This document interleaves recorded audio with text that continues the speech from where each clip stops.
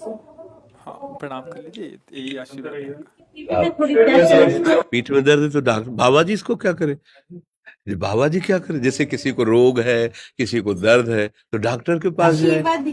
आशीर्वाद से नहीं ठीक होता। देखो बस वही समझ में नहीं आता, इसी भटकाओं में सब भटक रहे हो। कोई जंतुर बांध देगा, कोई आशीष, इसीलिए तुम सब अच्छे कर्म करो। पूर्व के पूर्व कर्मों के पाप से हमें दंड मिलता है। अच्छे कर्म करो, नाम जप करो, माता पिता की सेवा करो, सद्भाव से चलो। अभी ये कर्म नष्ट हो जाएंगे, किसी से जंतुर बंधवाने की जरूरत नहीं, किसी से आशीर्वाद मांगने की जरूरत है। अब नाम जप ना करो, खाओ मुर्गा मांस, पियो शराब, करो व्यभिचार करो, तो बाबा जी आशीर्वाद दे दे तो कोई आशीर्वाद काम नहीं करेगा। दुर्गति होगी यहाँ भी और वहां भी। हमारी बात समझो।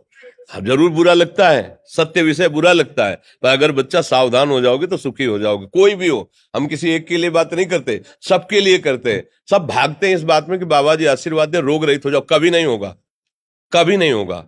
तुम्हारे आचरण ठीक होंगे तब तुम्हारा सब काम बनेगा। हाँ देखो ना, खा रहे हैं जीवों को उबाल उबाल करके मांस, पी रहे हैं शराब, कर रहे हैं बेविचार, बुद्धि भ्रष्ट होगी और नष्ट होना पड़ेगा, क्योंकि आचरण गलत है। कोई आशीर्वाद किसी का काम नहीं करेगा।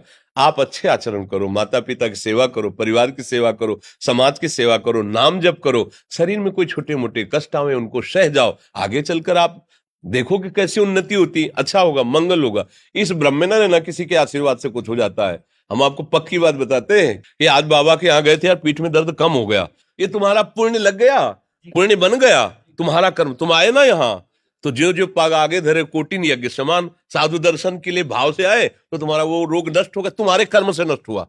तुम सत्कर्म किए ना, उससे कर नष्ट हुआ। बात समझो बच्चा, आप हमारे घर के हो सब। आशीर्वाद देने से हम कई बार कहा कि अगर तुम सुखी हो जाओ तो हम किसी से न मिले, चुपचाप अपने कमरे में बैठे केवल आशीर्वाद देते रहे सबको। लेकिन नहीं सुखी होगे। सुखी होगे तुम अपने कर्म से। को न काहू के सुख दुख कर दाता, और निज कृत कर्म भोग सुन भ्राता। हे भाई, अपने कर्म का भोग ही आपको भोगना पड़ेगा। कोई भी तुम्हारे कर्म को नहीं मिटा सकता, एकमात्र भगवान। एकमात्र भगवान, मेरी बात मान लेना। उनकी शरण में और नाम जप करो, सब ठीक हो जाएगा।